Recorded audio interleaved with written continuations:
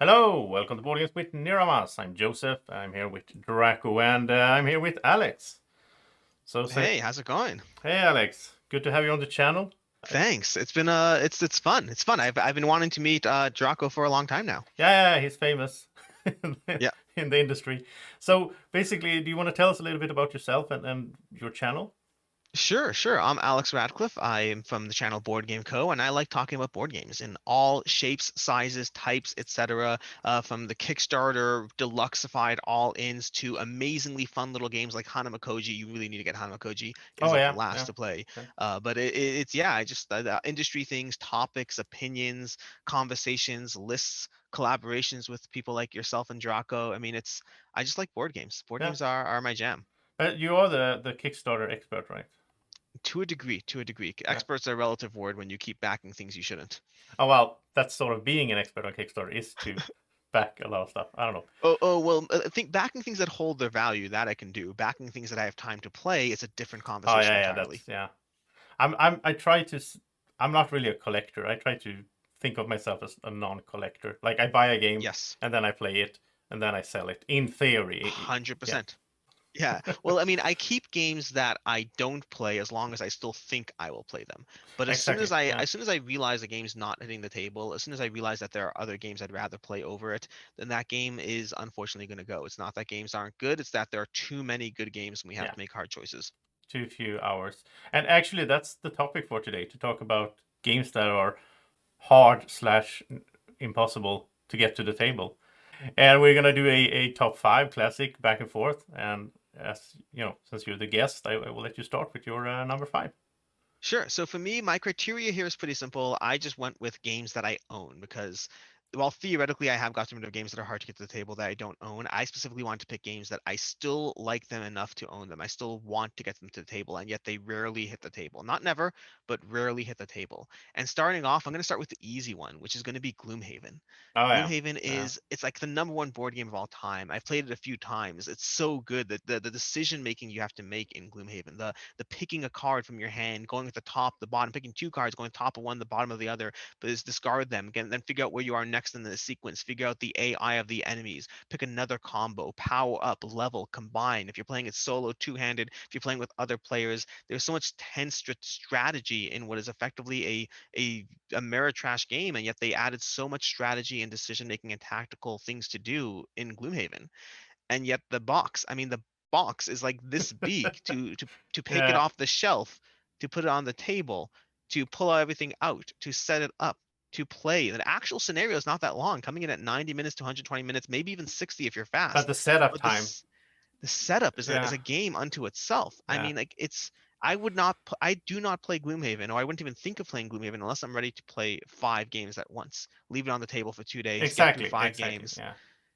and Yeah. I'm not ready to do that right now because Yeah. I'm not sure about like the next 5 games. When will the next 5 games be? So I keep leaving Gloomhaven on the shelf for that magical time that will never happen when I actually can play 80 games in a matter of a year, which I just don't see happening. And so You would Gloomhaven, sort of need, well, that's the theme for a lot of my games on this list as well. You sort of need a second table in a room that you don't yes, you only use it for this purpose. For like 2 months, it's going to be this game on the table. a dedicated Gloomhaven table. Yeah. That's what you need. And so I just don't have that. I have multiple table spaces, but the problem is I still already I my multiple table spaces are going to be reserved for the game that I'm soloing, the game that I'm reviewing, the game that I'm playing with my friends or family, and that's already 3 table spaces. There's only so many table spaces I have. Yeah. Giving Gloomhaven a dedicated table space is just something I haven't been able to do, at least not yet. Although maybe one day, which is why Have you played it a bit or I played it when I first got it to validate that I liked it because I wanted to, like, if I'm going to keep a yeah, big box on yeah. my shelf, I mean, then I want to play it and see how it fits. And so I played it and I got a few games in and I was like, this is great. This is really solid. I see why it's the number one game on Board Game Geek. Now let me put it back on my shelf and never play it again. I mean, when I got it, I got like the second printing, I think, on Yes, Kickstarter. So I same was, here. yeah. Same here. And I think I spent around, I don't know, 3 4 weeks. It was on my table, and I played solo, and I played through the whole thing, but a solo. But I didn't do anything else. I mean, I basically slept, slept and worked, and And played Gloomhaven. yeah. Yeah. So I mean, it's good. I mean, I have Gloomhaven Jaws of the Lion. yeah. I figured that one maybe I'll get to the table a little more Oh yeah. easily. The Yeah. box alone makes it less intimidating. And I figure after going through Jaws of the Lion, I will either like Gloomhaven enough still that I want to jump into its big brother, or I'll say, you know what, that was enough of an experience and it's Yeah. time to just let go. But for right now, Gloomhaven remains literally the best game according to Board Game Geek that I do not get to the table. Yeah, that's a good one. It's not on my list because I these days I do play Jaws of the Lion. Yeah, And that one I can pull up, I can play like 1 or 2 games, and then I can put it back again. And it also has the whole, it's mainly the map. Like you have the book with the map on it. You don't need to put up the tiles and all that. So yeah, which makes it much easier. yeah. All right, that was a good one. My number 5 is a well, it's anachrony, and and Oh, and, did you and get the big box yeah, Kickstarter? I did, and That was a huge mistake. Huge yeah, mistake. because anachrony as it was, and especially since I got the an insert for it, Yep, it wasn't that tricky to pull up right on the table. yep. But now with the whole thing, and it's amazing. I mean, it took me like I don't know 4 or 5 hours to organize it. I made a video on how to put it back into the box because that was like a challenge in itself. But the whole thing is, it's not just physical part. It's also that it's been a while since I played. Yep. So like, I there's a hurdle there. Like, okay, I have to get into how it works again. It's like there's a lot of pieces going. There's a lot of things going on. Doing the setup is there's a lot of like, okay, all these things on the board. Actually, those things are a little bit easier now, I guess, since I have those inserts. Like I can, Okay. you know, but I haven't. What is it? It's been a month. It's been more than a month since the Infinity Box arrived, and I still haven't played it. So I saw that box art. So when the Kickstarter happened, I have Anachrony, and I told myself I can't back that game because I have to play Anachrony first. I have to see if it's for me. Great yeah, game, but not yeah, all great games are for everyone. And then I saw the box show up a few months ago on people's shelves, and I saw people pulling it out, and I was like, "Dear Lord, I am so happy I did not get that box because if I went from an unplayed Anachrony, if I have never played Anachrony, yeah. and that is what I have to play the first time, Oh, it would that doesn't never make happen." that doesn't make sense. You don't need all those expansions and Yeah. everything. Just Forget, well, need, I mean, need is a relative term. I don't need anything in my collection here. But I was so happy I didn't get it. It's not that I think it's going to be right for a lot of people. I think it's going to yeah, be adding a lot to people's experiences. But if you haven't played Anachrony, that thing is going to be so gosh darn intimidating, just the yeah. sheer size and scope. Oh, I mean, It's actually larger than the Gloomhaven box, oh, I which mean, is I think I believe it. I've seen people's pictures. It's insanity. It's yeah, insanity. So much deluxified goodness. And I yeah, don't, I mean, when I have a game I like and I know, then I love the deluxified goodness. yeah, But when you have a game you don't know, you're just giving yourself more barriers to entry. yeah. Well, I will get to it or something. It's also one of these games that I have been saying to my viewers for like I don't know 2 years that I'm gonna do a solo playthrough, and I never get around to it. Like I done Yeah. a 2-player playthrough back when it came out, but at some point I have to do it because people are starting to wonder like why is he never doing it if he's I keep it on my top list like top 100 games. It always shows up there like number 15 or number 12 or whatever.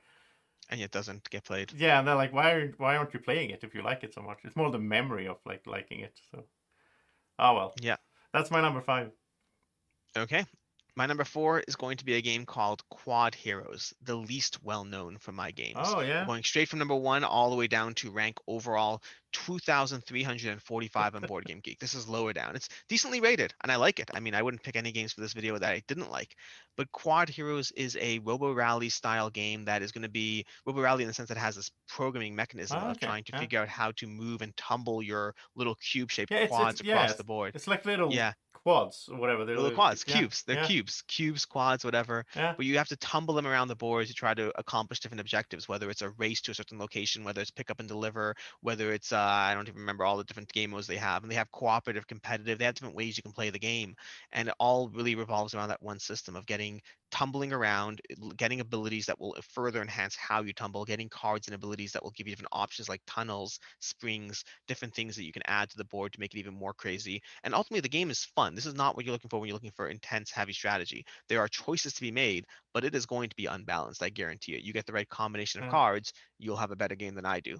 But it's fun and it's crazy and it's zany and I love it.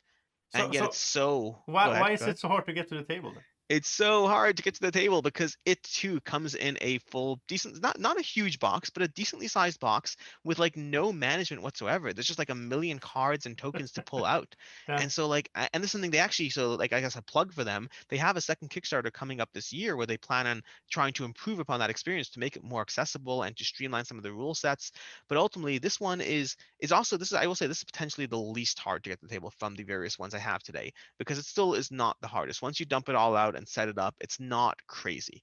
But it is a little intimidating to actually pull it out and play because it's just a lot of bits, it's a lot of tokens, a lot of different things to manage that once you once you get over yourself and dump it onto the table, it's not going to be the worst, not by a long shot.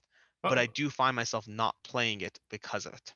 by the way, did you rank your games in how hard they are to get to the table or how much you like them?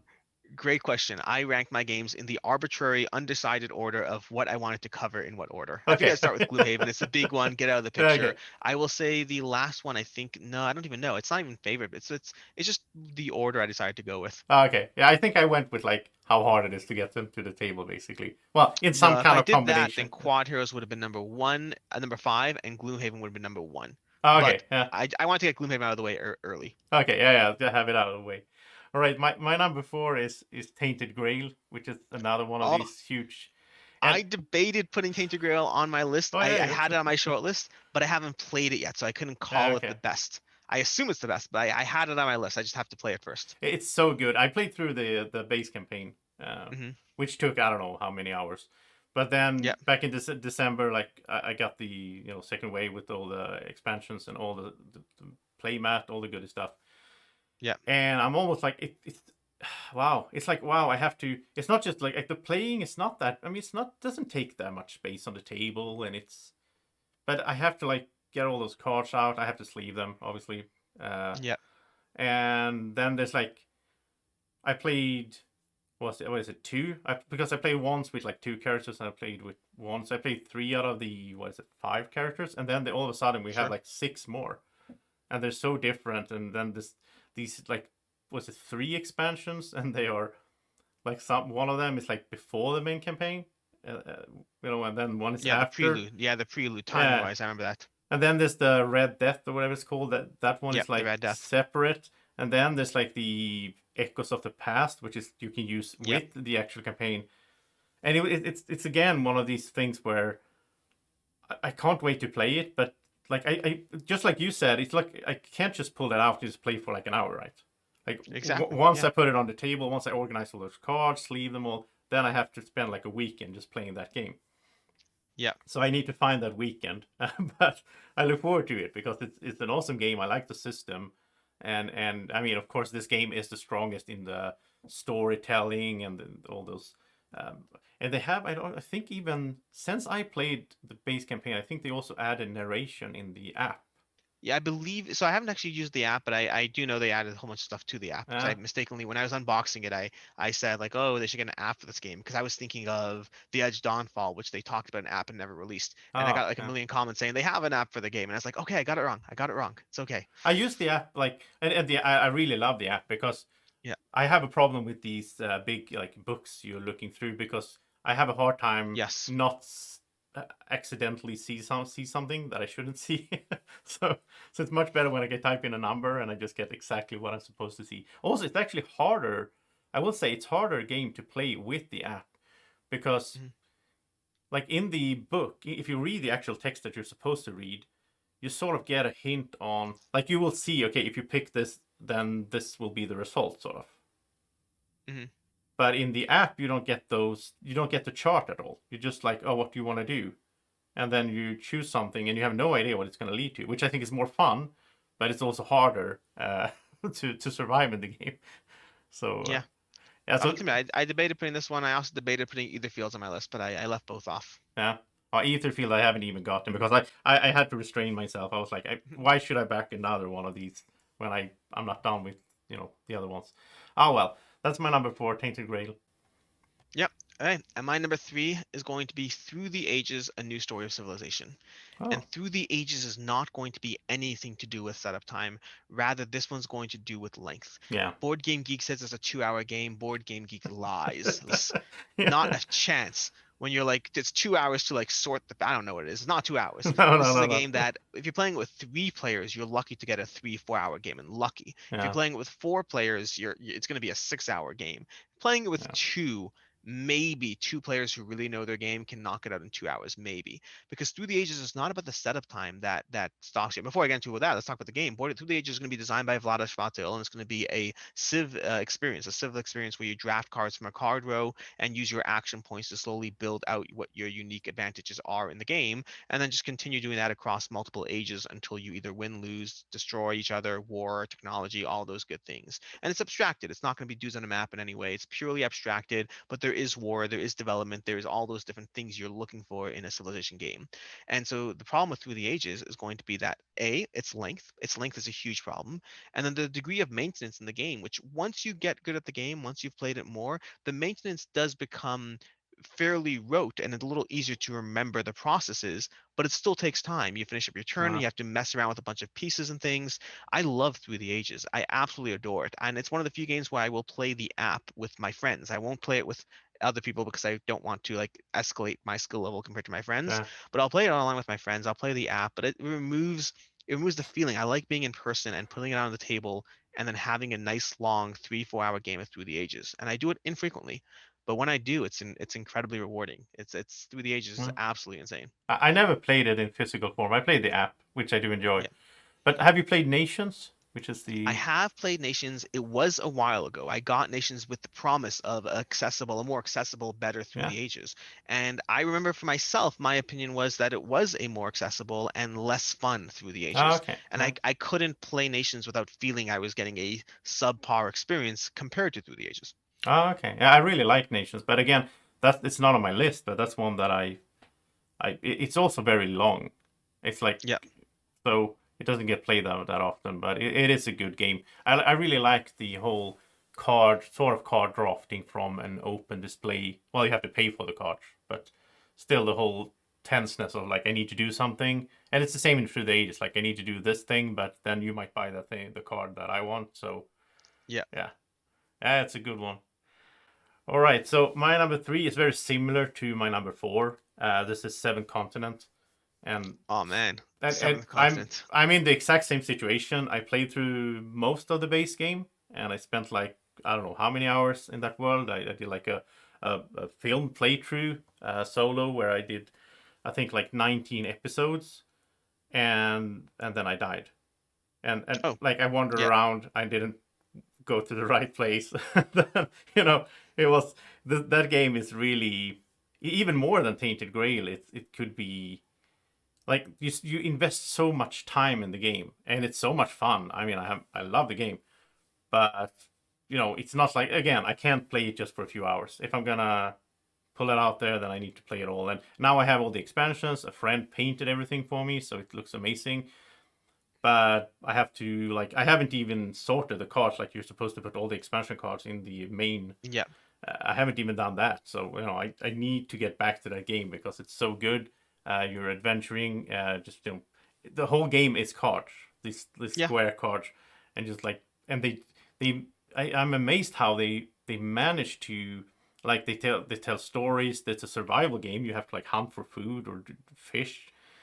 You have to explore and this whole map that you're building, the whole continent, it's like it contains all those missions, like curses as they're called. Like all these different missions are in the same map. So when you play through like one of those curses, you're supposed to go over there and do this thing, but you will pass by the other thing that you're supposed to do for the other curse. So the second Yeah. time you play it, then you recognize the map because it's still the same map, but you're supposed to do something else. And yeah, it's such a good system. And I love I especially love the whole like the cards that you use to skill check basically Yes. are also your life. So if you run out of those, then you die in the. So it's the system there is so good mechanically. I love that there's like, Well, there's dice in the game, but there's no dice rolling. You just have the dice for like keeping track of Yeah, stuff. seventh continent is really, really solid. The world building set like that's one of the best world building systems I've ever seen. It falls Yeah, into like if I was putting together a list of games you must try, seventh yeah, continent would be on it. It's so yeah, unique in what it does. And Tainted Grail replicates it to a degree, but I think seven I haven't played Tainted Grail, but I think at the core idea of what seventh continent does, I think seventh continent does it better.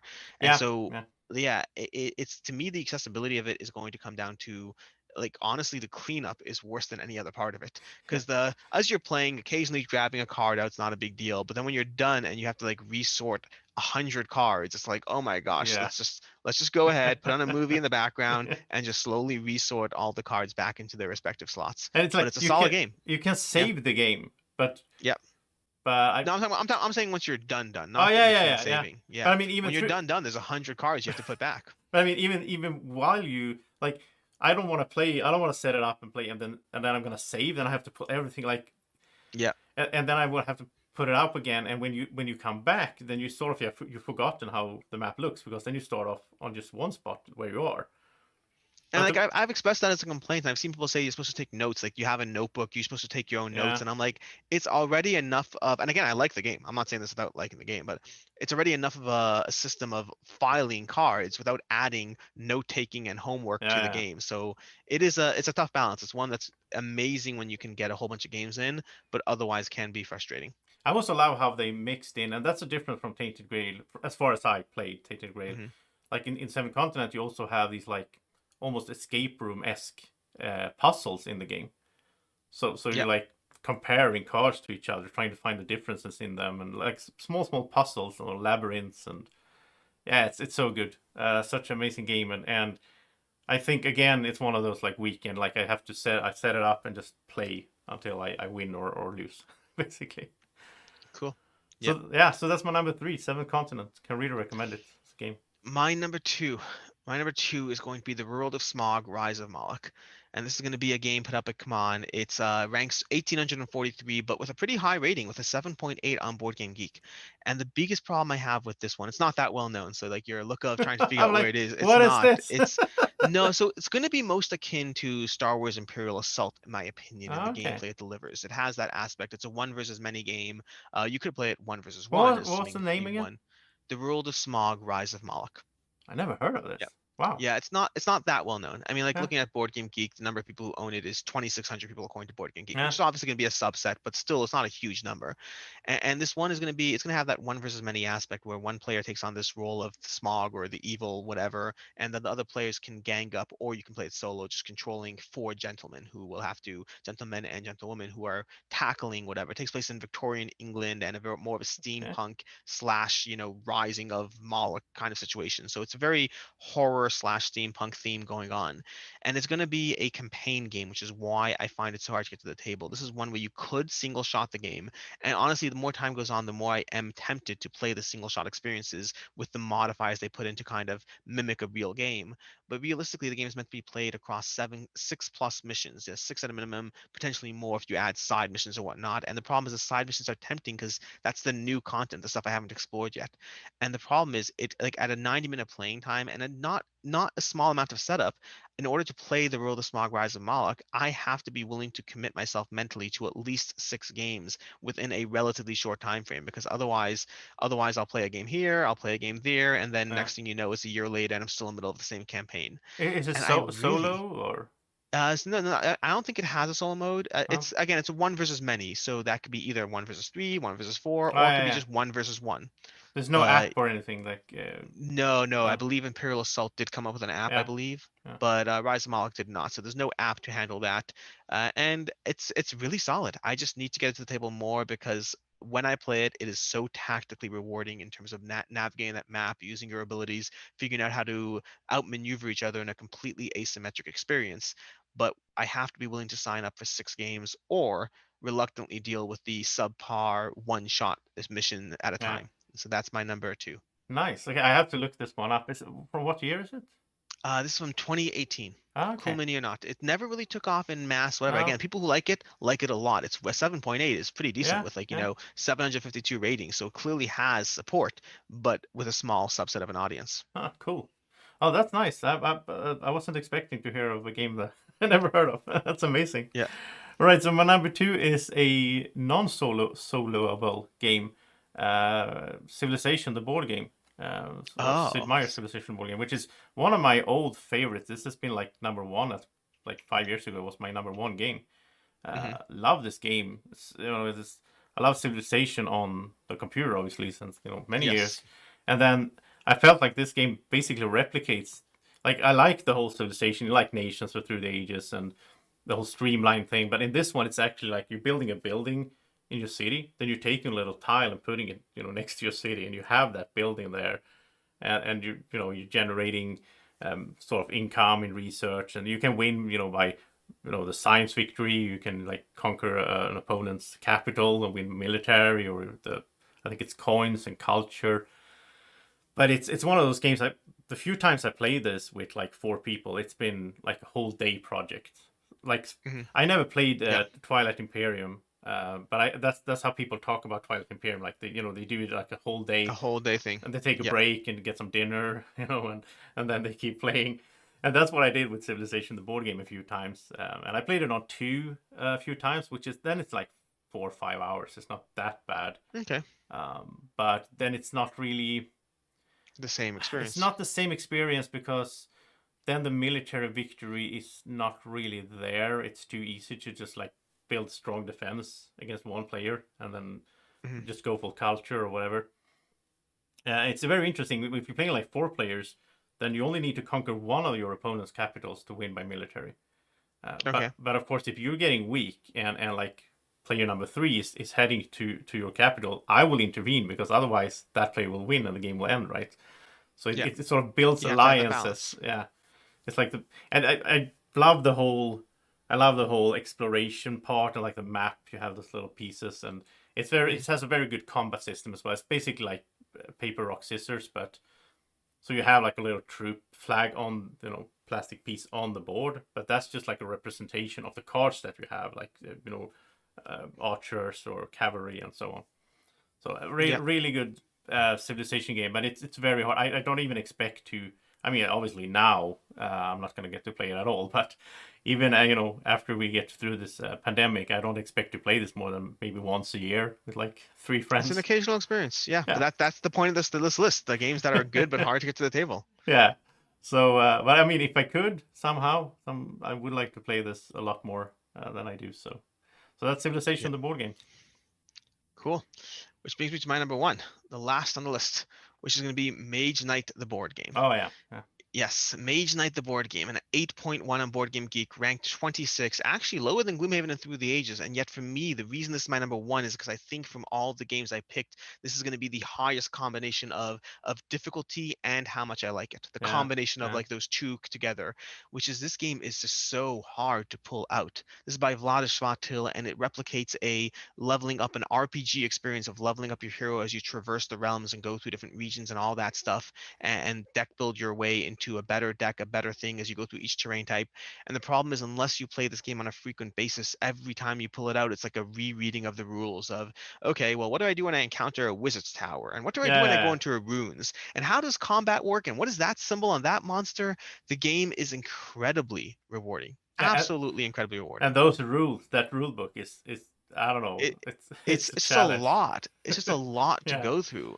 And so Mage Knight the board game is a game that I will recommend to everyone, but understand that it is hard to get to the table and you have to persevere and you ideally have to play it multiple times within a short period so that you can lock in that muscle memory so that the next time you need to get it to the table, it's not quite as much of a challenge as the time before.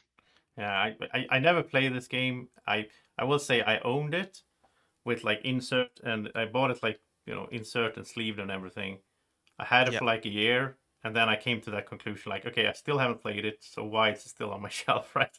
So I actually sold it as well, and it's just one. Like, there's not enough time to play all the good games out there, obviously. So 100%. I just have to accept that I will probably never play it, and I don't really like it. It would have been easier if I had like a friend that knew the game very well. I've been watching like Yeah. playthrough videos and No, so on, but for sure, because yeah, then you can get a quick grasp. I mean, yeah. that's part of my problem. I've only ever bothered playing the solo because I don't feel I can teach somebody else until I don't have to reference the rule book Oh with yeah, each yeah, new thing. yeah. Yeah, and it's one of those things that I'm not a big. I don't know. I think you are more of a dungeon crawler than I am, or at least that's Could my be, impression. could be. I'm Oh, I'm a bit of an omni gamer, but I certainly yeah like my dungeon crawlers yeah. quite a bit. And I think I'm sort of in the same. Like I'm an omni gamer, but I like those boring, dry euros more. So I just don't think I will get around to that one. But at some point, of course, maybe when we retire, like I've been joking with my friends about like how does the retirement homes look when we get old? It's not going to be like old people sitting around reading newspaper and watching TV, right? Instead, it's Playing going to be board games. yeah, like I finally get to finish Seventh Continent. PlayStation 15 or whatever it is. so, all right, that's a good one. My number one has already you mentioned it earlier, but Star Wars Imperial Assault is my number one. And Interesting. uh, Very cool. again, a game that I love. I played it a lot, like I don't know, 5 6 years ago, when I had like a steady, basically two friends that we played a lot together, over and over, and the campaigns. I'm not into the whole skirmish thing, because Hmm. that's like I don't know, that's a world of its own. But the whole campaign is very unbalanced, I will say. It's like it's Yeah. one versus all, and the at least the base campaign are feel very unbalanced. It feels like some missions are supposed to be go to the Empire, and some are supposed to go to the Rebels, and so on. Hmm. But it's just an experience. It's just so much fun, and I like playing the Empire player because then I know everything that's gonna happen, and then the Rebels will get surprised when like, oh, all of a sudden this happens. A lot of stormtroopers or Darth Vader comes rushing in, and so on. Yeah. And I'm usually not a big dice rolling fan, but I really like the dice rolling in that game because it's not like standard dice. I mean, all the dice have their special symbols, and Yeah. like you have range dice and you have lightsaber dice and so on. But it's very hard. And the thing is, there is an app for it, and I could play it solo against the app. But then I have to, I have like all the miniatures like painted. They're on my shelf, like up there, like the Yeah. ATSTs. Like I have to pull them out from different parts of the house, basically from different shelves, get it all together because I have everything for the game. And then I have to pull out like all these cards, like all the like so I'm supposed to have this character with these cards and all the items. And if I'm playing with this expansion, I'm supposed to have like they take place in different time frames as well, like in the story. Hmm. So if you're playing like Return to Hot, you're not supposed to have the cards that are connected to a later expansion. And now everything is in the same place. So I would have to stop pulling out and realizing, looking at the little symbol on the card. Oh, this belongs to this expansion. Wow, it's such it would be like a full day's work just to get started. I feel, but I think I would have an awesome time playing solo against the app. But Yeah, it's a fun. I mean, like it was so for me when I played, I got World of Smog and Star Wars Imperial Assault at the same time and played a few missions of each. And it's like, you know what? These are too similar. I have to pick one, and I preferred World of Smog despite the theme of Star Wars. And so I dived into that. But the general idea, it's the general. They're gonna hit a lot of the same general notes in the okay, gameplay yeah. and how solid they are. And so I completely understand the appeal of the game and how hard it is to get to the table. Is it similar in the tactical combat grid? It has very similar in the grid movement Yeah, and moving around and using various specific abilities or whatnot. So they hit a lot of the same overall notes. Definitely very different, thematically very different. They yeah, have gameplay differences, but they're both going to have that grid moving, line of sight, rolling dice, grid structure, asymmetric missions. They're both going to have a lot of that. And yeah, like I said, for myself, I preferred World of Smog, but that's only with giving each a few games or giving Star Wars a few games and then choosing to go down the pathway of World of Smog. yeah. Okay. Well, again, I have to look that up, but yeah. So basically, it might come to a point where I'm like, okay, because now it's out of print as well. Mhm. So like the price is rising on it, and it's all painted and sleeved and so on. So it might come to this point where I'm like, okay, I can't resist selling it. I'd rather Yeah. take the money and buy other games. So we'll Yep, see. especially when you're not playing something. It's always easier to Yeah, take that high out of print price when you're not playing the game. yeah. So we'll see. Maybe I'll get it to the table. Maybe I'll do that solo playthrough video series that I've been thinking about for like years, or maybe I Yeah. won't. I don't know. All right. Well, it was really fun to do this list and share it with you, Likewise. Alex. Yeah, So thanks for having me. This is great. This is a blast talking about instead of playing these hard to play games. exactly. At least we can remember them.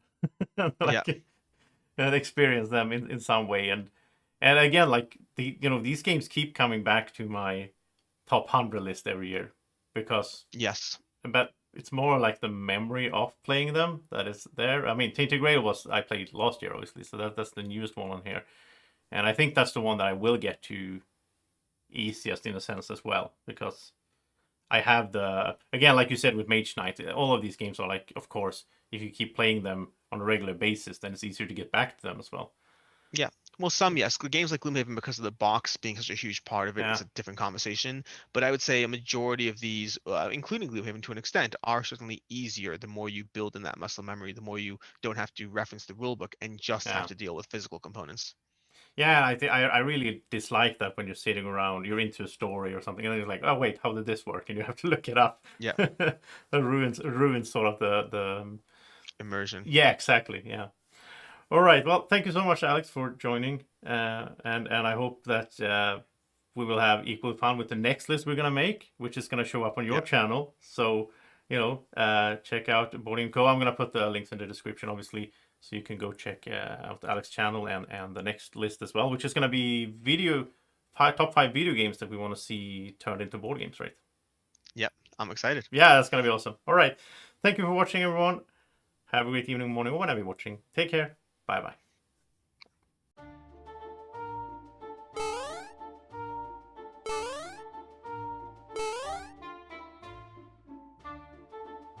Be like Drako. Follow Board Games with Niramas on Facebook at BGW Niramas.